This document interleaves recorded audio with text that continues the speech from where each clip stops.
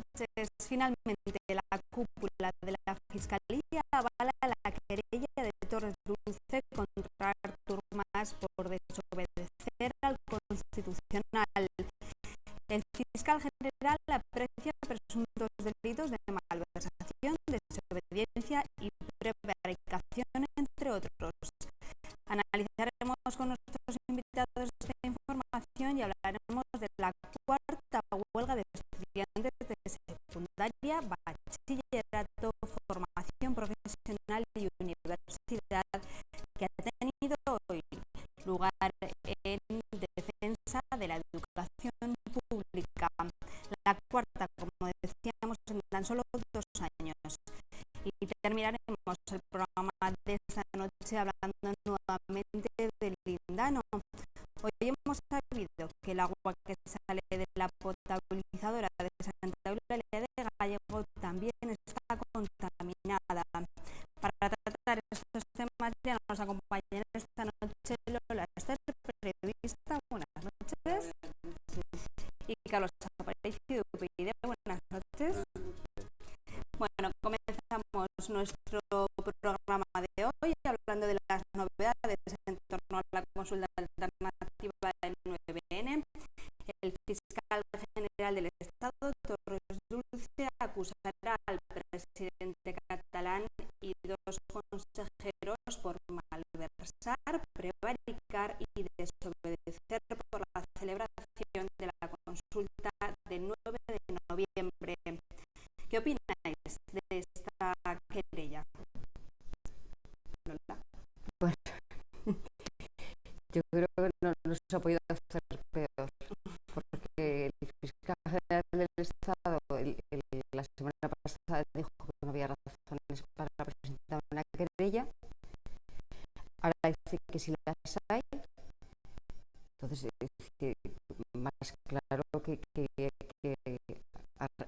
no ha podido resistir las presiones que han llegado por parte del gobierno, está claro.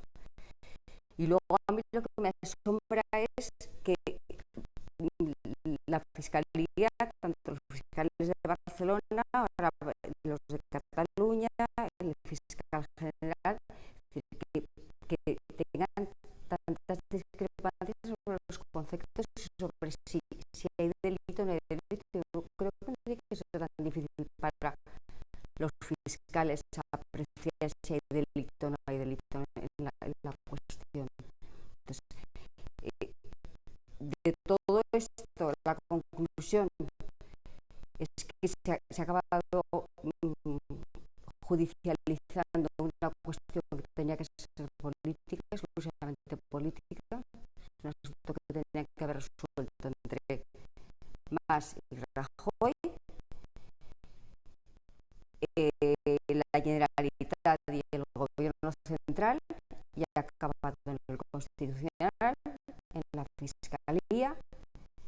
Y a mí lo que me aterra es que ya estoy viendo por ahí militares que salen vestidos de uniforme en los telediarios diciendo que igual habría que intervenir. En fin, es un despropósito absoluto.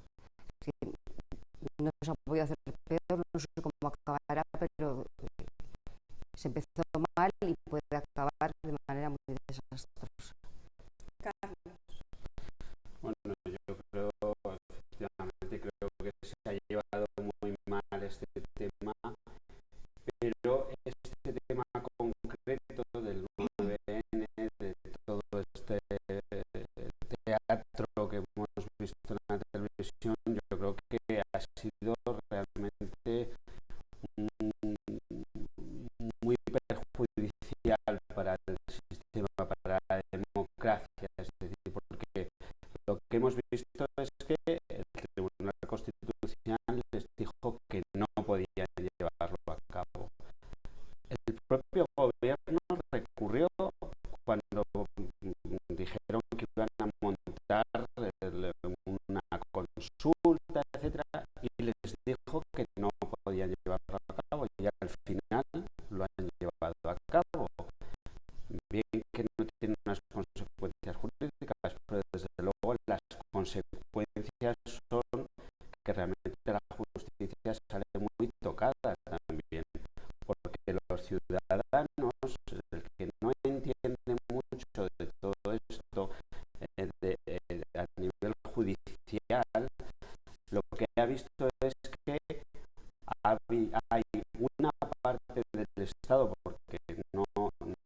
olvidemos, Artur Mas es una parte del Estado, es el representante del Estado en la comunidad catalana.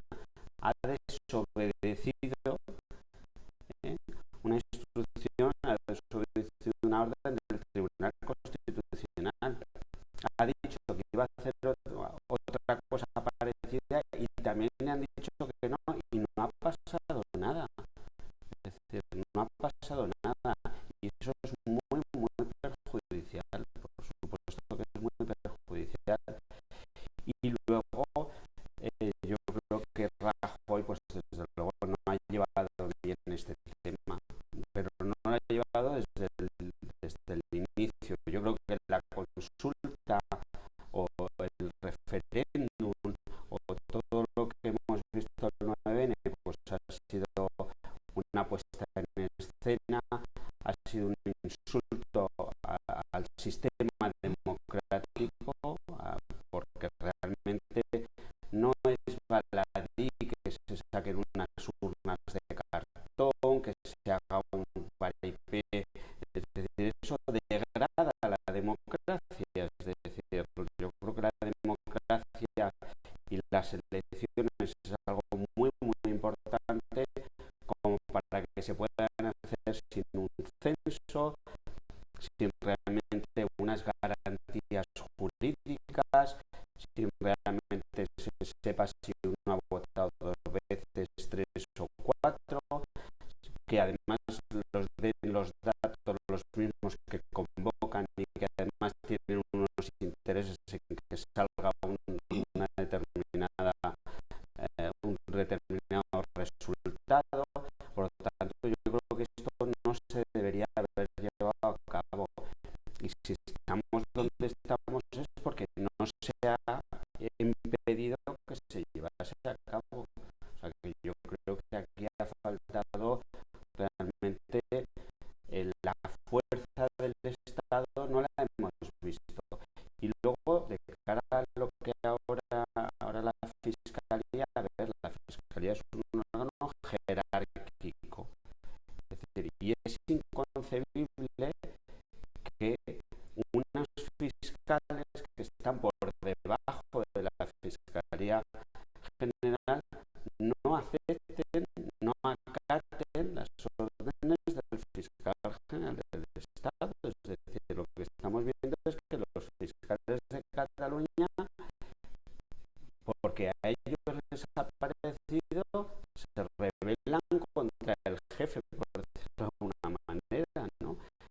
Esto yo creo que pone patas arriba a la justicia y le hace un flaco favor. Hoy sí que desde Cataluña los fiscales han salido en los medios de comunicación diciendo que no había esas discrepancias, ¿no? Bueno, O que no los metieran a todos en el mismo saco, porque sí que es verdad que habrá algunas discrepancias con algunos determinados, ¿no? sí, bueno, ahora vamos a ver si el Tribunal Superior de Justicia de Cataluña lo admite o no lo admite también. Es decir, vamos a ver los resultados de todo esto. ¿Y qué consecuencias puede tener esta querella? Quiero decir, contra Artur Mas y contra los dos consejeras en este caso. Yo creo que radicalizar bastante más las posturas. Es decir, en el fondo más lo que ese pulso que han mantenido con el gobierno durante este tiempo, y la posición de mantener la consulta, poner las urnas en la calle y tal, no deja de ser un pulso que, bueno, llevaban intención de hacerlo desde el gobierno central, como que no pasaba nada, y en el fondo lo que más estaba buscando y perseguía era, pues, en fin, que fueran los Mossos y la Guardia Civil a retirar las urnas, que en el fondo esa imagen es la que él quería, ¿no? La que sustentaba y le daría mucho apoyo. No lo consiguió, pero ahora con la querella puede conseguir precisamente hacerse la víctima, que es lo que persigue, lo que busca es la víctima, inmolarse por la independencia de Cataluña, que es un poco el papelón que él está buscando y el que está jugando.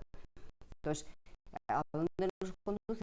Pues yo creo que esta querella conduce en todo caso o a un callejón sin salida en lo jurídico, no lo sé, y en lo político, pues en fin, yo tengo, verdad, muy malas perspectivas, porque este asunto que se tendría que haber resuelto con un asunto político, se habría resuelto con buenos políticos, habría resuelto, pero ni más ni Rajoy son buenos políticos. Claro, pero precisamente para eso está la justicia, es decir, para cuando no nos podemos poner de acuerdo, es decir, nosotros, por ejemplo, UPyD ha puesto otra querella contra ellos. De hecho, no puso la primera querella, antes que la Fiscalía la pusimos nosotros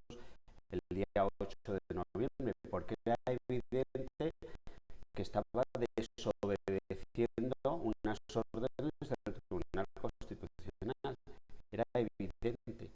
Es decir, y lo que ha sucedido, no solo lo que sucedió es que vimos que se sacaban unas urnas de cartón, que se hacía un paripé, que efectivamente no salían los tanques ni nada de eso, pero sí que vimos cómo la gente tenía que firmar, se ha hecho ya un listado, es decir, ellos ya tienen un listado de los que han votado, de los que no han votado, de los que han ido y no han ido, es decir, que se han utilizado datos del ciudadano que se pueden utilizar, y eso nos parece que realmente es algo grave también.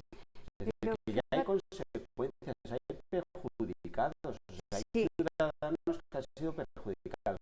Hemos visto cómo la inmensa mayoría de los directores de los institutos han puesto al servicio de un acto partidista, porque no nos olvidemos, esto no es un acto ciudadano, unas elecciones libres que se convocan en igualdad y hay dos posturas o tres y cada uno puede defenderlas.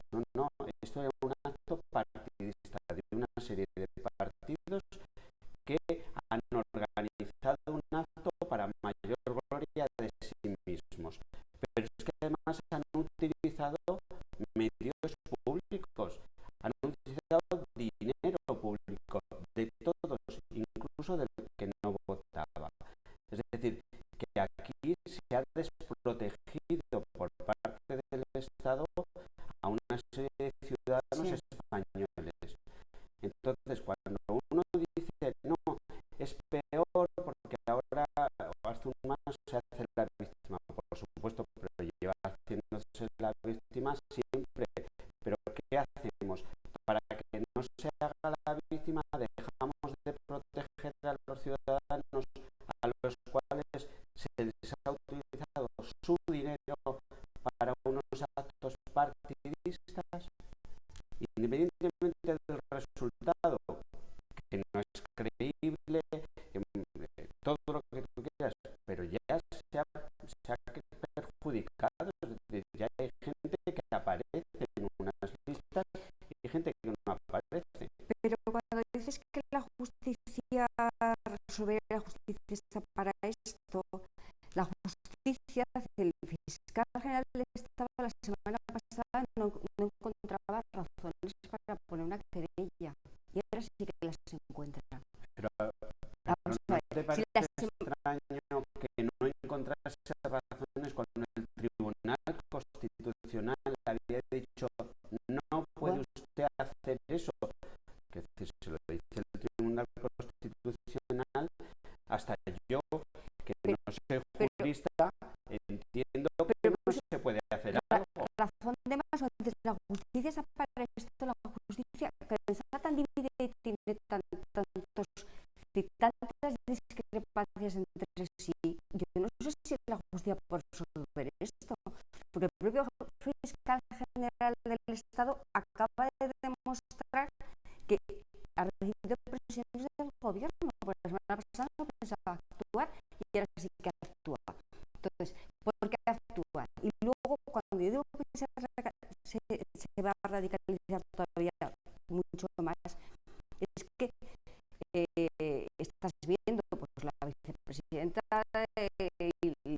del gobierno, la presidenta del Parlamento, todo el mundo dice, no, yo también soy Artur Mas, yo también, o sea, creyese contra mí. Y todos los votantes dicen, no, también contra mí.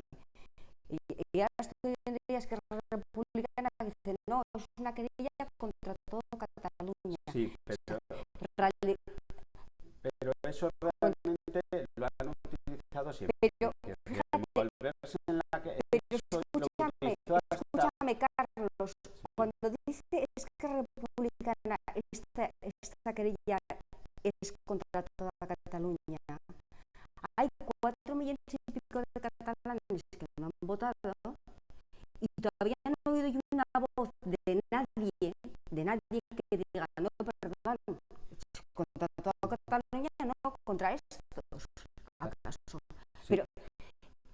Pero faltan, en el otro lado, que efectivamente aquí hay una serie de damnificados, de víctimas, que son los que no han votado, los que no están por la independencia, con los que no se cuenta para nada y cuyo dinero también se ha gastado en esta consulta, pero no hay voces que les... Es que yo, por ir en la línea que tú dices, yo creo que efectivamente no se cuenta, pero es que no se les ha defendido, porque tal y como ellos plantearon este tema de la consulta, pues eso digo, que además desde sus propios datos ha sido un fracaso. Carlos, Rajoy el día del 9N, hay una nota de la Moncloa que dice, el presidente del gobierno está en el despacho todo el día viendo cómo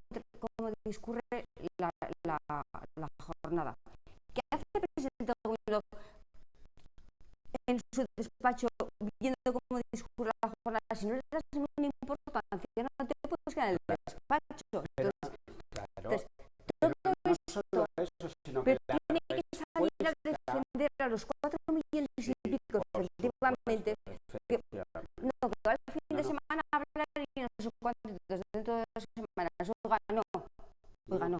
Es que hay que hacer algo más. La respuesta del gobierno ha sido lamentable, porque tal con sus propios resultados, insisto, que además son falsos, pero bueno, vamos a tener en cuenta sus propios resultados, ha sido un fracaso y sin embargo da la sensación que ha sido un triunfo de Artur Mas, cuando realmente ha sido un fracaso, es decir, no han sido capaces de que vayan a las urnas más de un 30 y pico por ciento de los que ellos, de los catalanes convocados, es decir, pero no hemos visto una reacción por parte del gobierno, que es lo que debería haber pasado. El señor Rajoy al día siguiente va a Cataluña y dice, bueno, ya hemos visto lo que pasa aquí, ya hemos visto los apoyos que tienen, que son prácticamente los mismos que les apoyaron en las elecciones. Por lo tanto, hay otra parte de la ciudadanía catalana que no opina así, a la cual se le ha utilizado su dinero para una campaña, y yo creo que hacen muy bien en querellarse.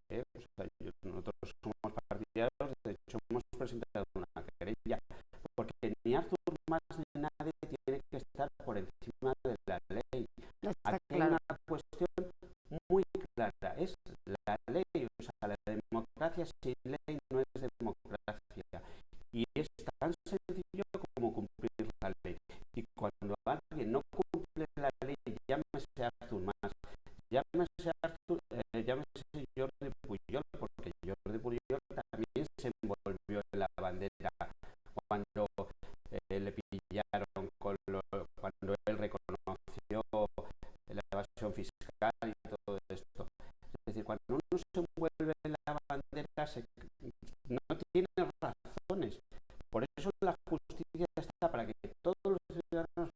que todos somos iguales ante la ley. Y si Artur Mas al Tribunal Constitucional le dice, señor, como usted haga esto, le va a pasar esto. Y lo hace, pues le va a pasar. Y le pasa y no pasa nada.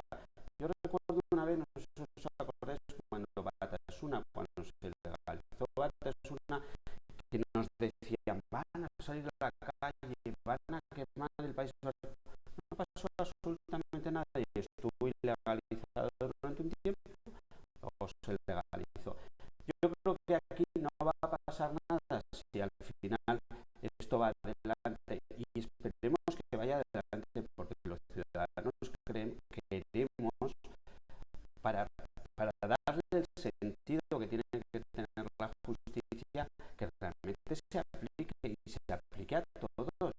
Y igual que pretendemos que el señor Jaume Matas no salga de la cárcel al poco tiempo de haber entrado, esperamos que si Artur Mas haya incumplido la ley, y la ha incumplido porque él mismo el día de las votaciones dijo que la responsabilidad era suya, o sea, encima con chulería, ¿no? Pues ahora es la ley la que tiene que aplicarse, pero con todas las consecuencias de la ley.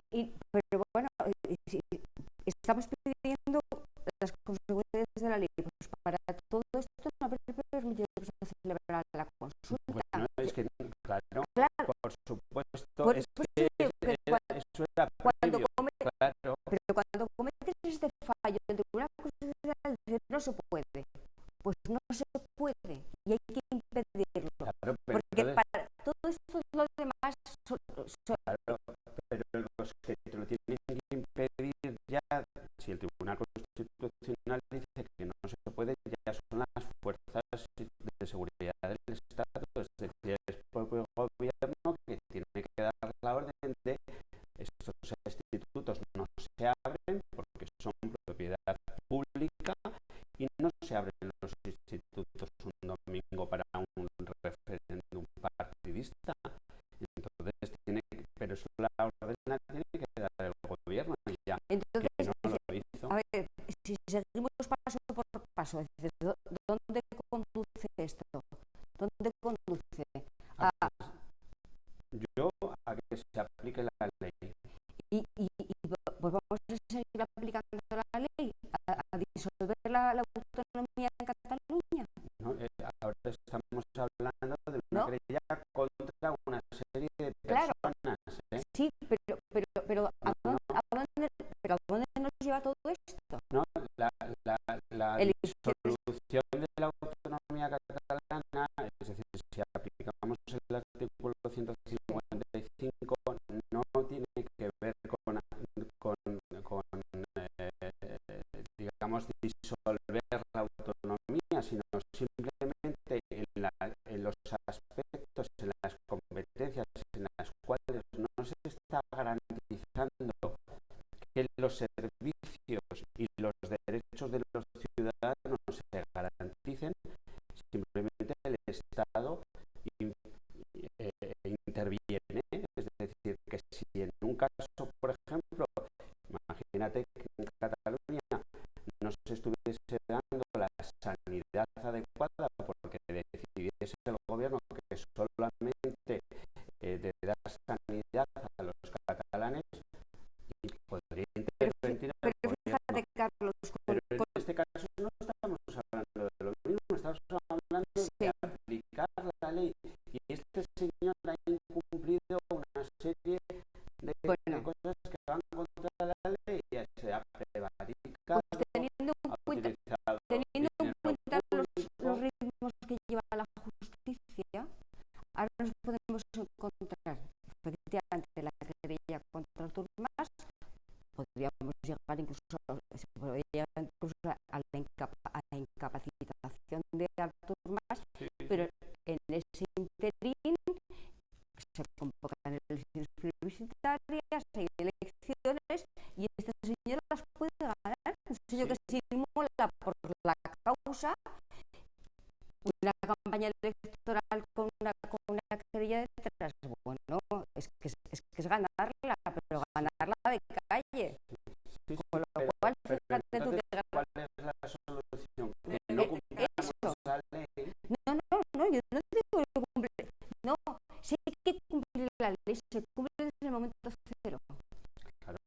que digo yo, en momento cero, y no se permite, no se autoriza la consulta, porque todos los pasos después lo que hacemos es emborronar y enlodar más la situación. Pero no podemos ahora olvidarnos no, de que ha habido una serie de delitos. No podemos, pero mira, en el momento, se han hecho tan malas cosas que en el momento que se ha abierto la puerta, se ha permitido y se ha mirado para otro lado, pues en fin, y sobre todo, el presidente del gobierno español, el gobierno central, se queda en su despacho viéndolas venir, a ver qué pasa, sin intervenir, sin hablar.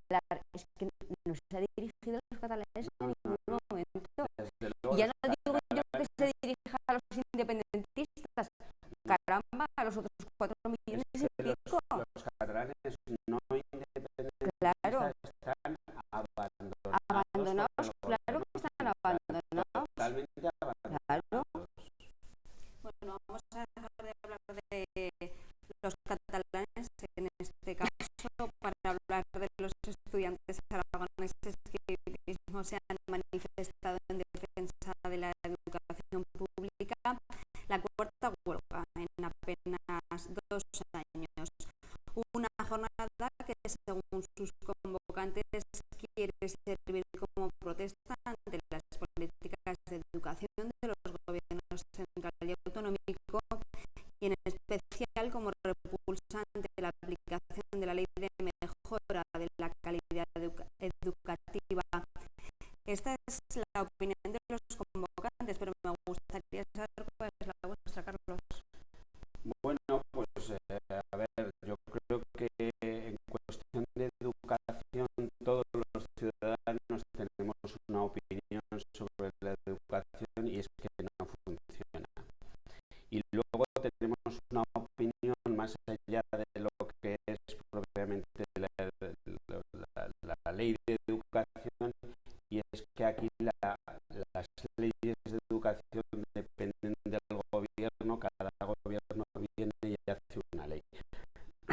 Nosotros, concretamente esta ley esta ley del gobierno, esta ley 11, nosotros presentamos una enmienda a la totalidad, es decir, estamos totalmente en desacuerdo con esta ley, pero es que además estamos en desacuerdo porque, según los informes PISA, si hablamos de educación, porque realmente de lo que se ha hablado en el trámite de toda esta ley ha sido de cómo ideologizar a los alumnos, de cómo dar o quitar más competencias por comunidades autónomas, pero de educación propiamente poco.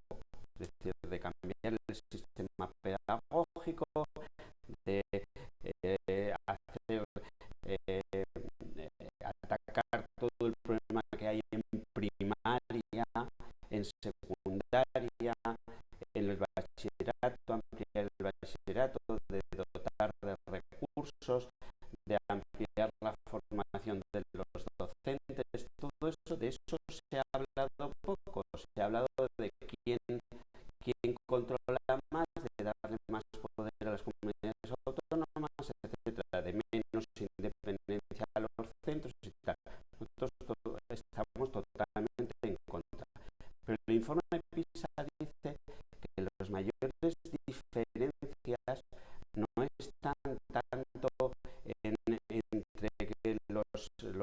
por ejemplo, los colegios concertados y los públicos, entre la gente de más o menos nivel, sino entre comunidades autónomas.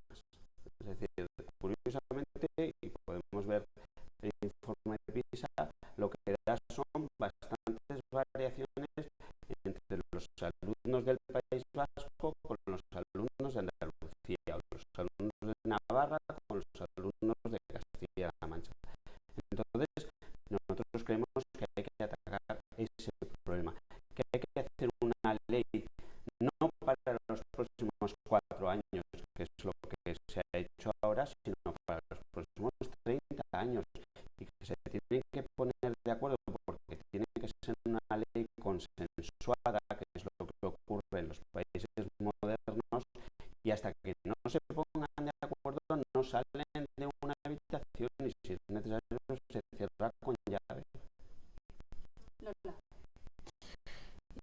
no sé qué huelga es esta es la segunda de este curso, ¿no? Me parece que hubo en octubre, ahora es la segunda, así que para este paso pues va a haber una huelga cada mes, porque efectivamente no se soluciona nada ni se resuelve nada. Los chicos hacen bien en manifestarse y en dejar un día de ir a clase y pegar 4 gritos, porque efectivamente se han encarecido muchísimo las tasas universitarias, el acceso a las becas está restringidísimo, es muy difícil estudiar ahora mismo si no tienes dinero en tu familia, pues es muy difícil estudiar. Entonces, si todo esto, si el encarecimiento de la universidad, de las tasas y todo repercutiera en una buena calidad, en la calidad de la enseñanza, pues es que no, los recortes le afectan muchísimo al profesorado, entonces la calidad de la educación se resiente muchísimo, es muy cara y encima es mala.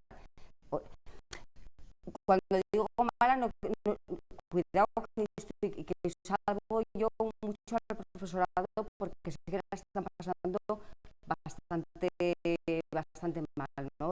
Trabajando mucho y con peores condiciones, porque en fin, se ha recortado mucho.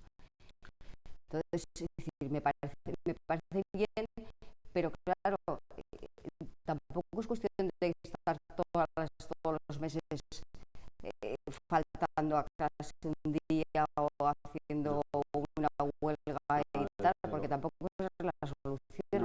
Viendo como, porque además la ley está a ver, decimos que no se pondrá en marcha, se ha puesto en marcha en primaria, pero es que no acabará.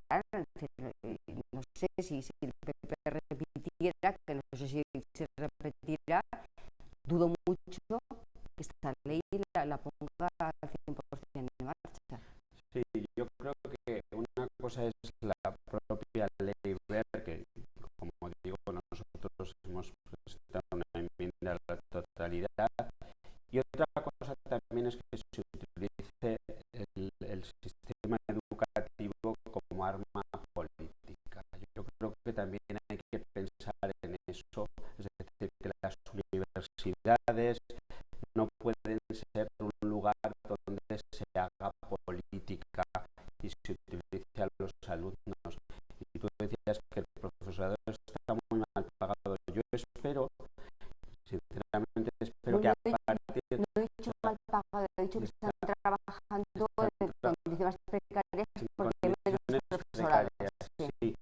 Yo espero que a partir de que nos hemos enterado que el número 2 de Podemos, por ejemplo, estaba cobrando una beca de 1.800 euros y no iba a Málaga para nada, etcétera, pues a lo mejor volvamos los ojos hacia la universidad y realmente también destapemos todo lo que hay en la universidad y todo ese entramado de becas, estudios, ayudas al estudio de la lenteja australiana, por ejemplo, cosas así absurdas, que se está dedicando mucho dinero, que hay mucha gente que está ganándolo y desde luego no está trabajando en ello, y desde luego tal y como está la situación no son a lo mejor para lo que hay que dedicar los recursos. De todas maneras, Carlos,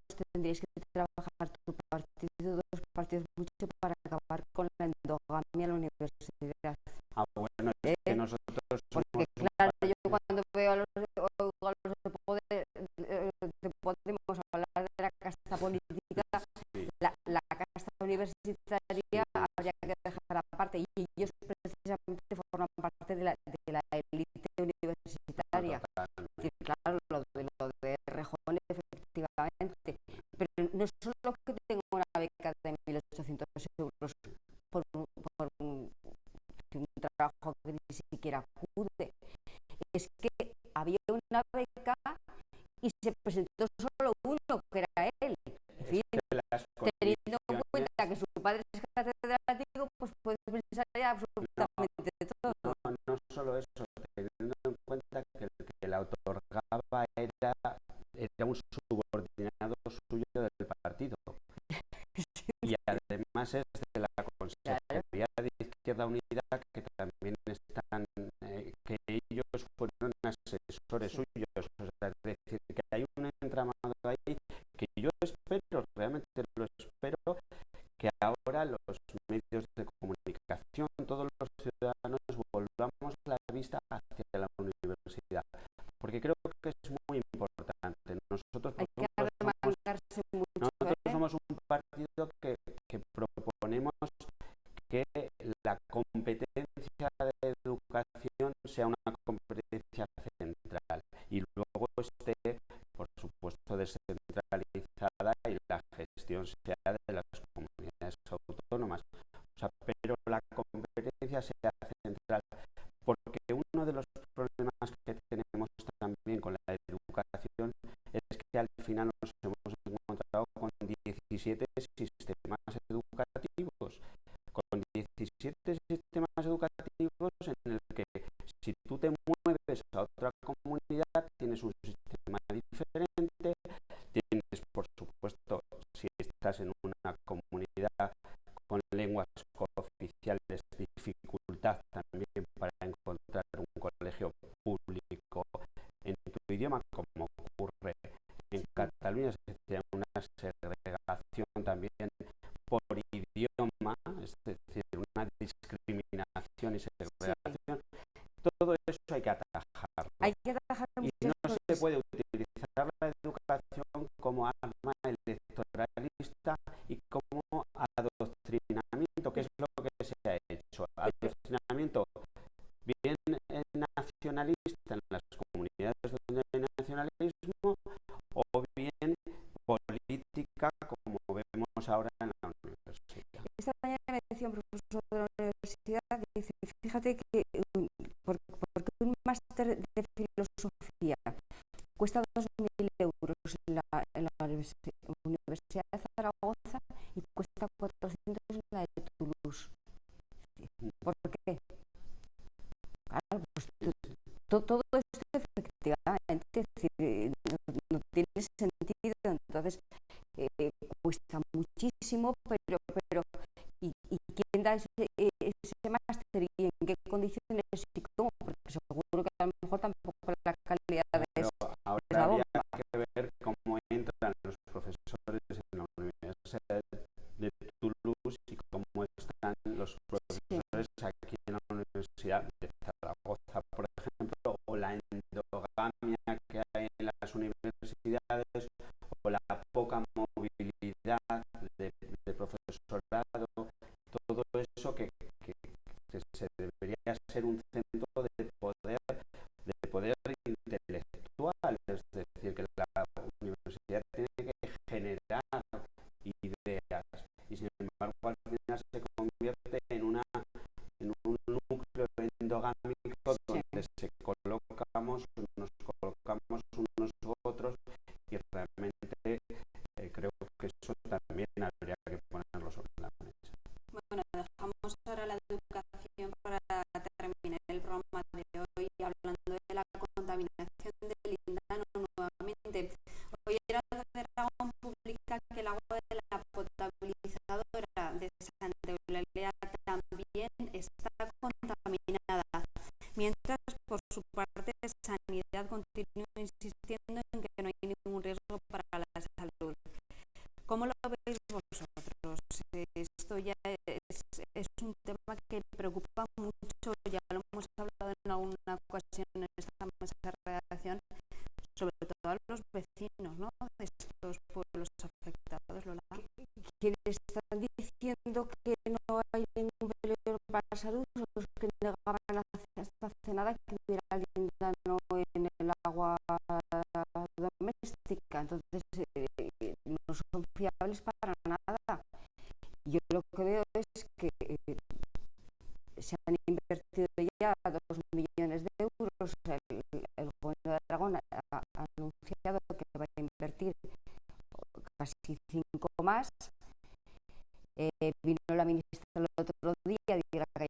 respuesta, es decir, vamos a hacer un protocolo, pero aquí viene aquí la ministra a decir que hay que hacer un protocolo, no hay que hacer ningún protocolo, hay que limpiar el río, hay que limpiar las depuradoras, las potabilizadoras, porque hemos visto que efectivamente Santa Eulalia también.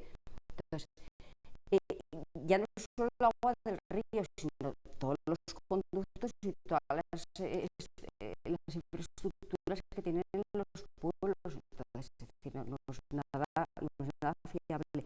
Pero a mí de todo esto, lo que me enfada muchísimo, y mi pueblo es uno de los afectados, es que venga una ministra aquí a decir buenas palabras, no anunciar absolutamente nada y decir que se va a hacer un protocolo. Hay que hacer puñetas, francamente. Aquí no hay que hacer ningún protocolo. Que hay que limpiar, invertir, pero no solo invertir el dinero del gobierno de Aragón, de los aragoneses, sino de la Confederación Hidrográfica del Ebro, es decir, del gobierno central, que se implique y que las ponga para limpiar el río también. Sí, efectivamente. Yo creo que hay un problema y hay un problema sobre todo en el núcleo, en el origen, en el barranco de Bailín. Y es decir, y ahora, pues cada vez que se cambian los filtros cuesta 10.000 euros, etcétera.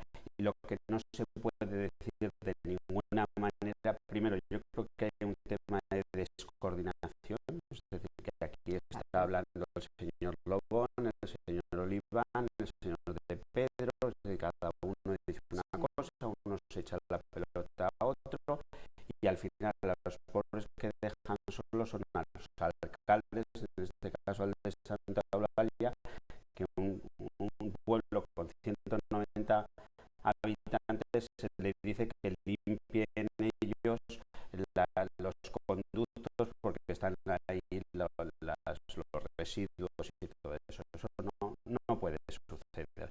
Luego el gobierno de Aragón efectivamente ha previsto, no llega a 5 millones de euros destinados al tema del lindano, sin saber realmente lo que se va a necesitar, claro. Con lo cual no sabemos si esos 5 millones se van a quedar muy cortos, se van a quedar largos. La ministra viene aquí, no dice absolutamente nada, no ponen un duro del gobierno central y habla de los 6 millones y pico que ya estaban presupuestados y además iban para Villanueva de Gallego, o sea que no era para esto.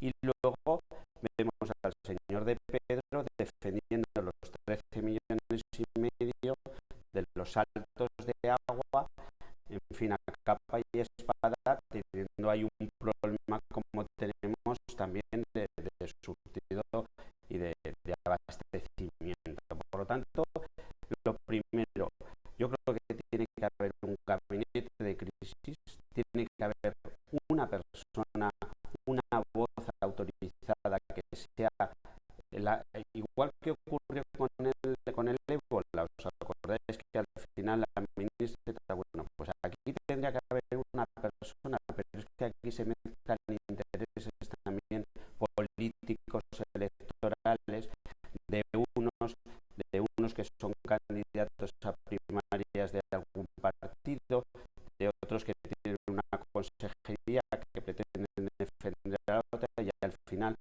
los que sufren son los vecinos, porque al final lo que tendría que haber era un plan de abastecimiento alternativo, por supuesto cortar el grifo donde desde luego haya cualquier resto del lindano, porque lo último que se puede poner en riesgo es la salud, y dotar de presupuesto para abastecer a toda esa gente y limpiar el inicio, porque mientras no se limpie el inicio, la gente estará pendiente de si llueve, no llueve, si nieva, no nieva, porque dependiendo de eso, pues llegará más.